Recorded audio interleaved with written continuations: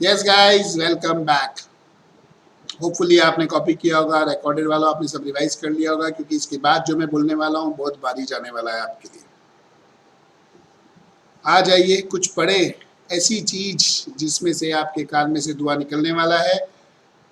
पहले मैं लिखूंगा, क्योंकि लिखते लिखते मुझे इसलिए पढ़ना पड़ेगा क्योंकि बहुत कॉम्प्लिकेटेड पार्ट है।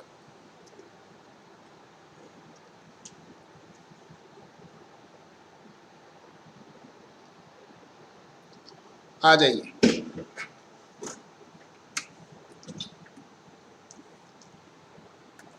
ये तो हमारा हो गया, अभी इधर आते हैं।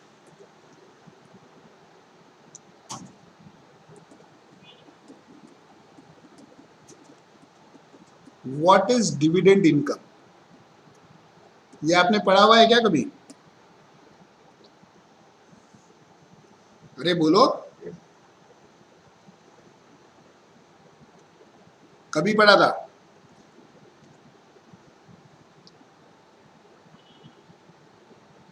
आईपीसीसी इंटर में था।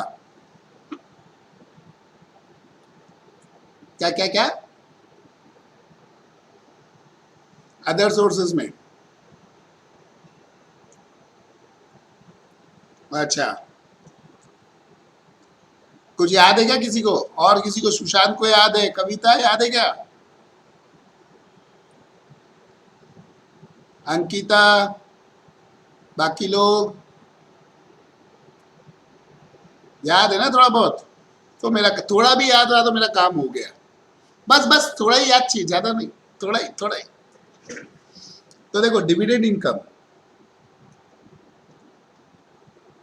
As per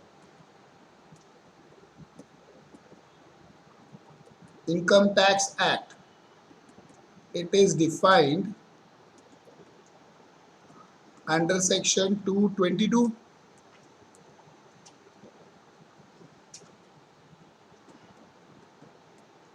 It had 5 clauses.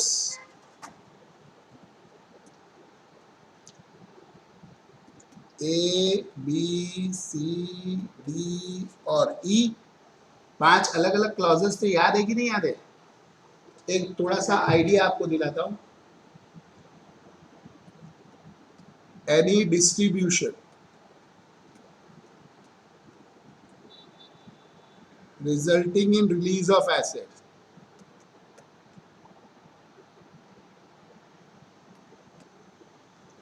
बरोबर, of company,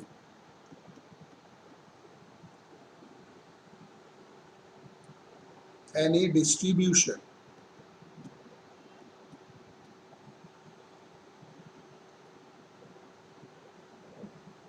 of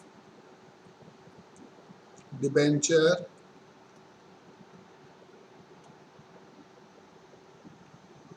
debenture stock, deposit, bonus to preference share holder.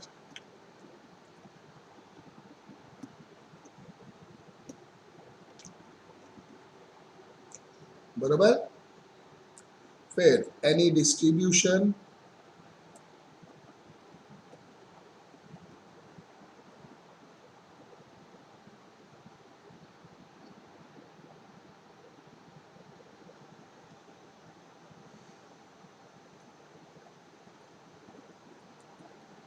at the time of liquidation of company। ये याद है? ये कैपिटल गेन्स में भी आता है। कंपनी जब लिक्विडेट होती है तभी। एनी डिस्ट्रीब्यूशन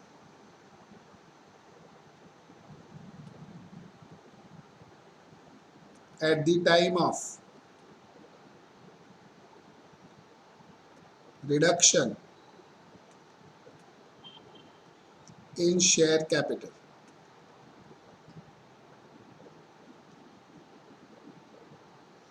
फिर उसके बाद में any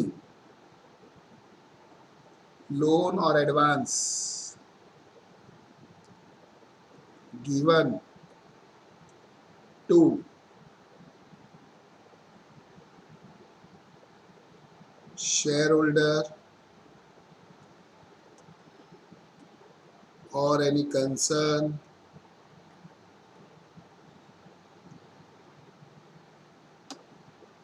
in which shareholder has substantial interest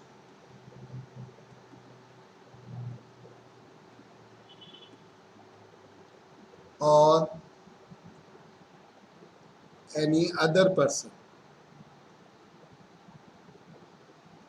on request of shareholder. In this, such shareholder should have, there should be beneficial owner of at least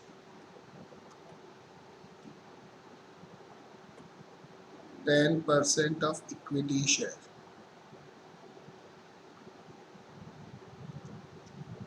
That is, has voting power.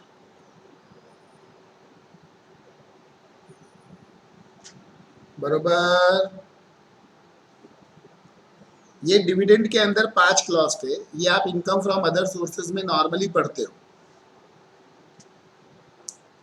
तो अभी तो मैं आपको dividend नहीं पढ़ा रहा हूं, पर आपको थोड़ा थोड़ा याद है, इसलिए मैंने एक बार पूरा बता दिया कि पहले वाले क्लॉज में उन्होंने बोला कि रिलीज ऑफ एसेट, जैसे नॉर्मल जो डिविडेंड हम पे करते हैं वो उसमें ही आता है. फ्री में debenture, stock, bonus share, preference को दिया.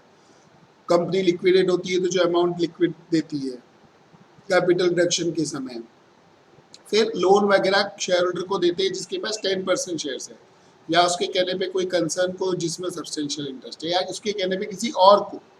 तो ये सब टीम डिविडेंड में आता है. ये 5 क्लॉज है. अब ये जो 5 क्लॉज है, रिकॉर्डेड वालों यहीं पॉज करके कॉपी कर लो, फिर आगे लिख रहा हूं मैं.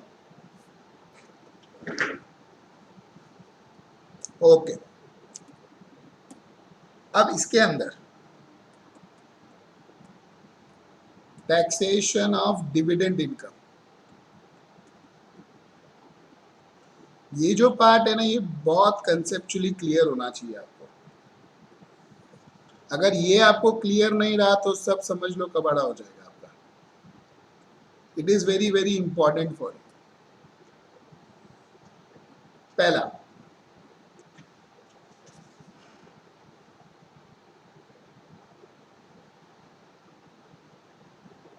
इसको ऐसे लिखता हूं मैं.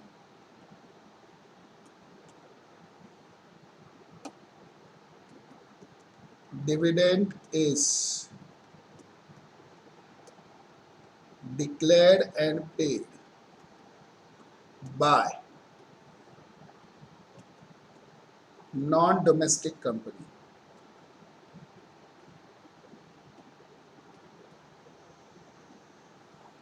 दूसरा, domestic company. Non domestic company अगर कुछ भी पे करती है,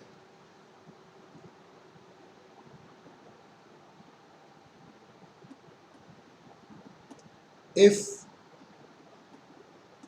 shareholder is resident and ordinary resident, then it is taxed in hands of shareholder in India. Such company has no responsibility.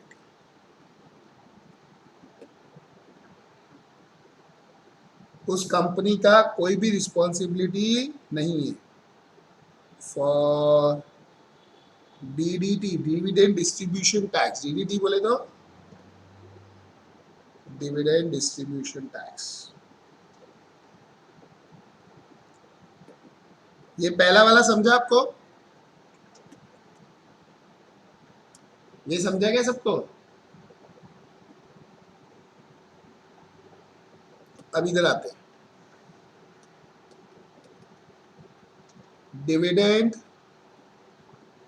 covered in section 222 A, B, C और D। और दूसरा dividend covered under section 222 E। ई सालों से अलग ही है, A B C D एक साथ चलते हैं और ई अलग चलता है, हमेशा का बात है।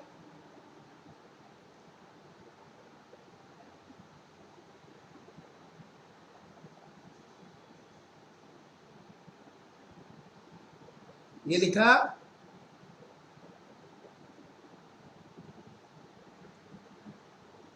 इसमें दो पार्ट,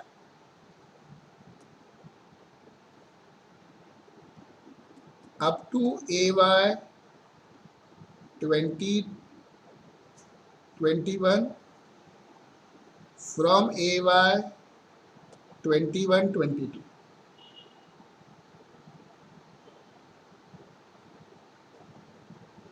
अभी हमारी लाइफ बहुत आसान हो गई, पहले थोड़ी टफ हुआ करती थी।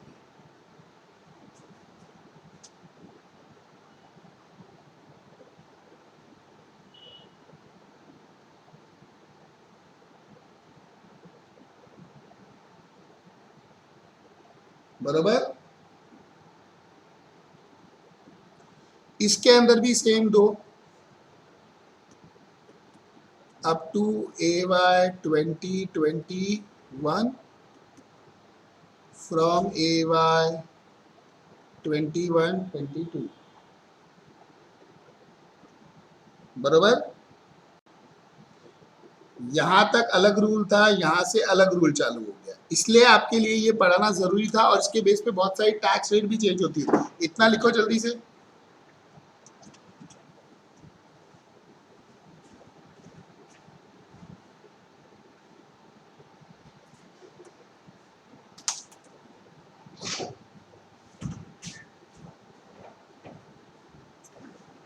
ये लिखा,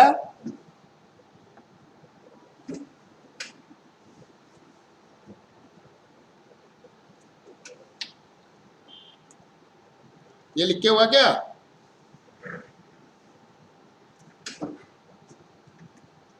अब इसके पहले 2021 तक क्या था? Company will deduct, company will pay dividend distribution tax under section 115O। Dividend is exempt in hands of shareholder under section 1034। Section 1034 में डिविडेंड क्या होता था? एग्जम्प्ट होता था शेयर होल्डर के हाथ में।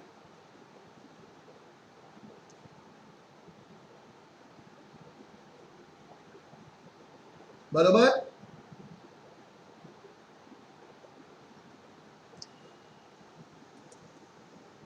फ्रॉम AY 2017-18 dividend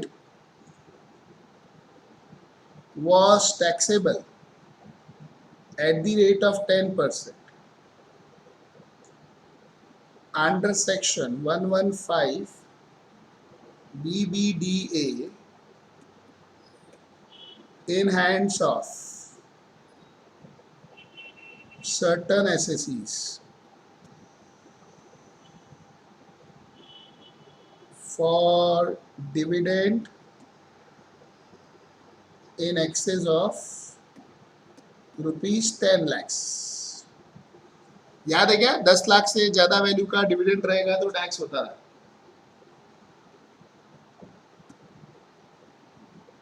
ये समझा?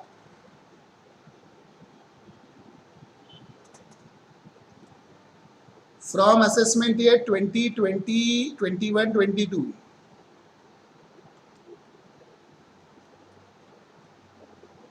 company will not pay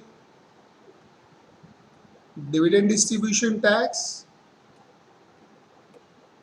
Dividend is taxed in hands of shareholder under section 56 as normal income. जैसा नॉर्मल इनकम टैक्स होता है वैसा ही टैक्स होगा।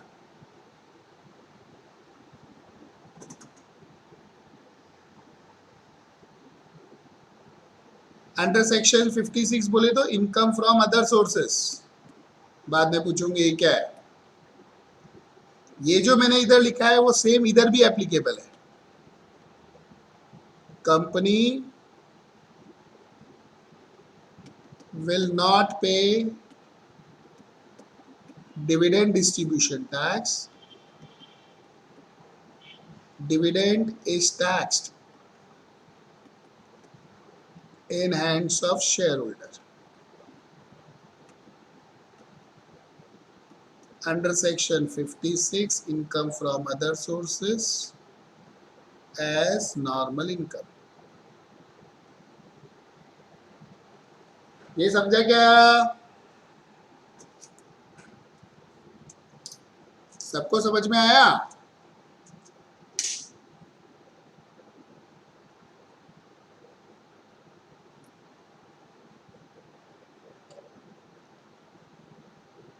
फिर फ्रॉम 2020 अप टू 2021 जो ये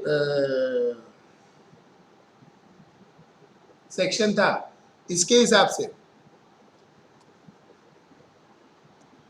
company used to pay dividend distribution tax at the rate of 30% plus surcharge plus health and education cess. That is 34.944%.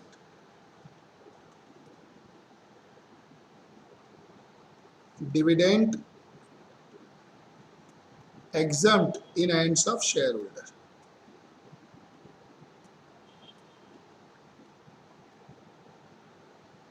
Under section 1034.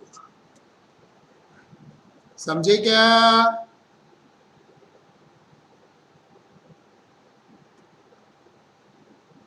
अब ये से कंक्लूजन क्या निकलता है कि 2020, 21, 22 असेसमेंट ईयर से अभी डिविडेंड शेयर होल्डर के हाथ में नॉर्मल इनकम के जैसे टैक्स होगा। मतलब नॉर्मल इनकम में इंक्लूड हो जाएगा स्लैब, अगर इंडिविजुअल है तो स्लैब के हिसाब से, कंपनी है तो 30%, जो भी जैसा नॉर्मल इनकम होता है वैसे ही टैक्स होगा। मतलब अभी डीडीटी मतलब सीडीटी जो बोलते हैं ना, कॉर्पोरेट डिविडेंड टैक्स या डिविडेंड डिस्ट्रीब्यूशन टैक्स, उसका कोई रोल नहीं है अभी। आप डिविडेंड डिस्ट्रीब्यूशन टैक्स बोलो या कॉर्पोरेट डिविडेंड टैक्स बोलो, दोनों का मीनिंग सेम है। बरोबर? चाहिए तो ऊपर लिख लो, सीडीटी मतलब कॉर्पोरेट डिविडेंड टैक्स, डीडीटी मतलब डिविडेंड डिस्ट्रीब्यूशन टैक्स, दोनों का मीनिंग सेम है। दोनों का मीनिंग सेम है। सीडीटी बोलो या डीडीटी बोलो, दोनों का मीनिंग सेम है। ये समझा क्या एवरीबॉडी? पक्का? So now you are aware कि डिविडेंड जो है हमारे हाथ में नॉर्मली टैक्स होगा। ये सबने लिख लिया। एक बार बता दूं आपको वापस से, जिसको कुछ लेना हो करना हो, रिकॉर्डेड वालों, ऊपर का तो आपने लिख ही लिया था, ये भी लिख लीजिए। Pause copy, pause copy, pause copy, pause copy. So now you are aware with 3 special incomes: dividend income, short term capital gain 111A वाला। Short term capital gain 111A वाला कौन सा है?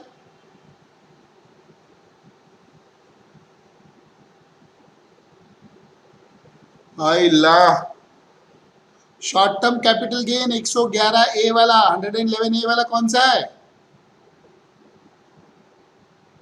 एसटीटी स्पेड वाला। और 112 ए वाला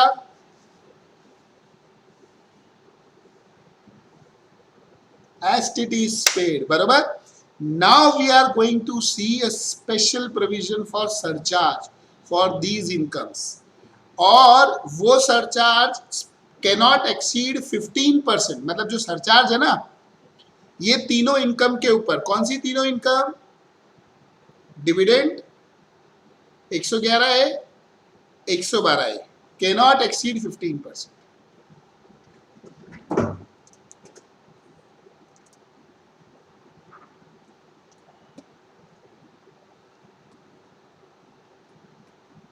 Special provision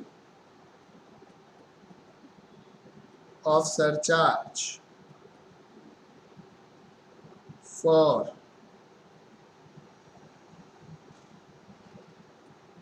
dividend income, short term capital gain under section 111A, long term capital gain under section 112A. For these incomes, surcharge cannot exceed 15% of tax. बरोबर। For detail, refer table in notes। और आप लोग वो table इधर नीचे बाद में बनाओगे, याद करने के बाद वो टेबल मैं आपको अभी पढ़ा दूंगा, सो दैट आप बना सको। बहुत ही इजी टेबल है। ये सेंटेंस समझा आपको?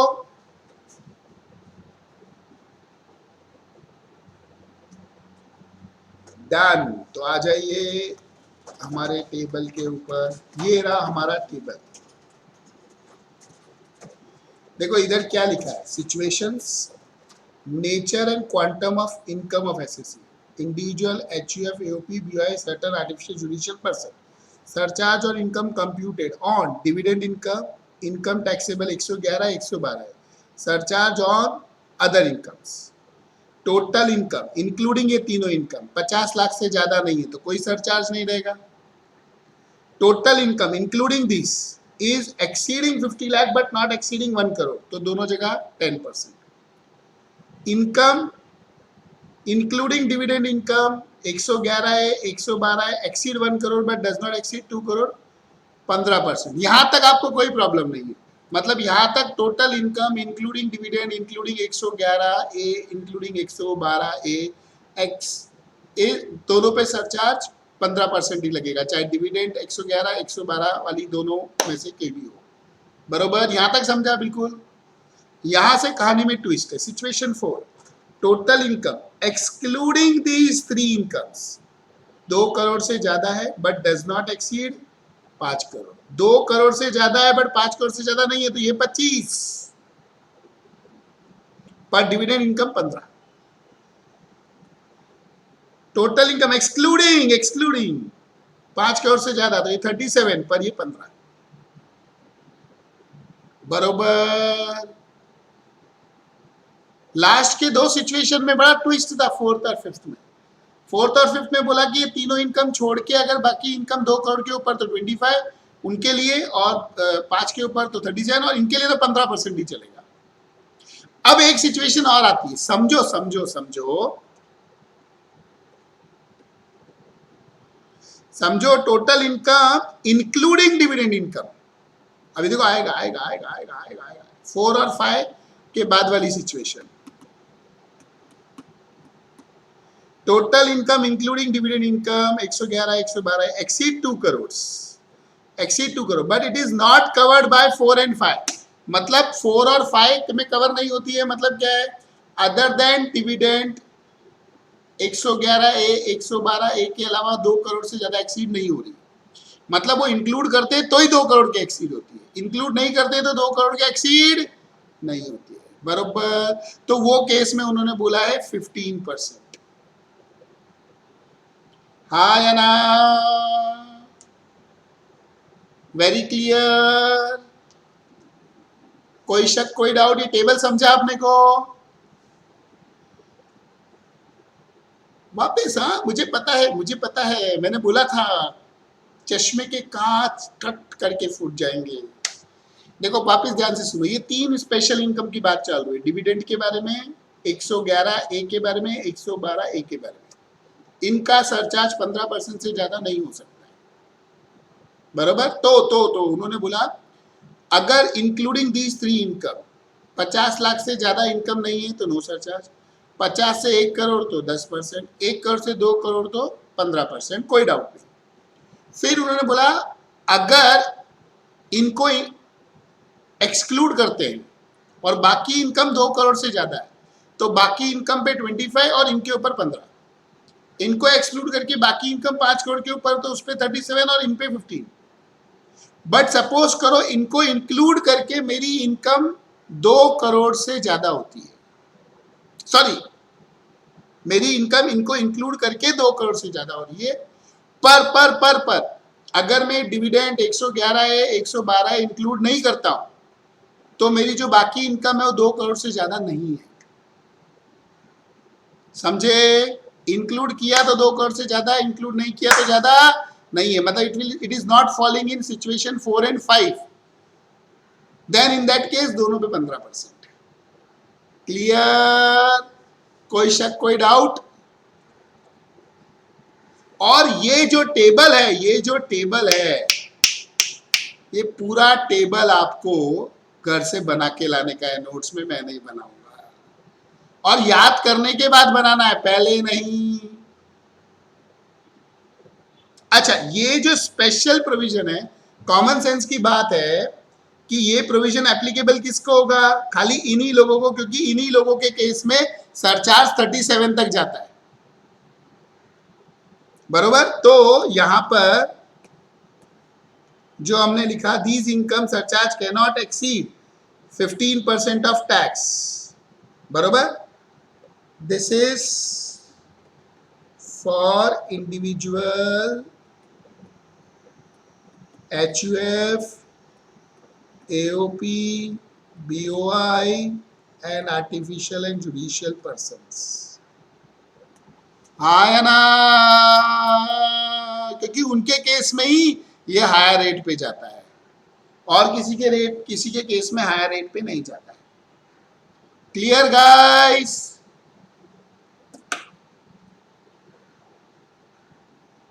ये समझा सबको? ये जो मैंने अभी आपको पढ़ाया, आप अच्छे से पढ़ के आओगे ना तो मैं नेक्स्ट लेक्चर में इतने बढ़िया सम करवाऊंगा आपको, इतने बढ़िया सम कराऊंगा कि वो जो कांच आपका फूट गया था वो चिपक जाएगा वापस। लेकिन अगर आपने ये अच्छे से पढ़ के नहीं आया, मुस्कान के जैसे पढ़ के आया आपने, जो सब खिचड़ी बना देती है, इंडिविजुअल में कंपनी का रेट, कंपनी में इंडिविजुअल का रेट, या स्नेहा के जैसे पढ़ा आपने कि मैं पूछ रहा हूँ मार्जिनल रिलीफ और आप बोल रहे हो रिबेट के बारे में, तो भाई वो कांच का चकनाचूर हो जाएगा पूरा। इसीलिए ये आपको याद करके आना जरूरी है। एवरीबडी समझाइए? पक्का? done. So we will meet the next lecture. Hopefully you will prepare that table from notes, उसको अच्छे से याद करके आओगे। Okay guys? अच्छा, वो लिखा नहीं है आपने, 2 मिनट देख लो भाई, 1 ही मिनट, सब जन रुक जाओ, भागो मत। ओके गाइस, तो जो रिकॉर्डेड देख रहे हैं उनको मैं बाय बोल दूं, बरोबर? और बाय इसलिए बोल दूं कि जो मेरे साथ ऑनलाइन लाइव है उनसे थोड़ी प्यार भरी बातें करता हूं, मैं अलग से उनको पर्सनल अटेंशन देता हूं, थोड़ी अच्छी बातें।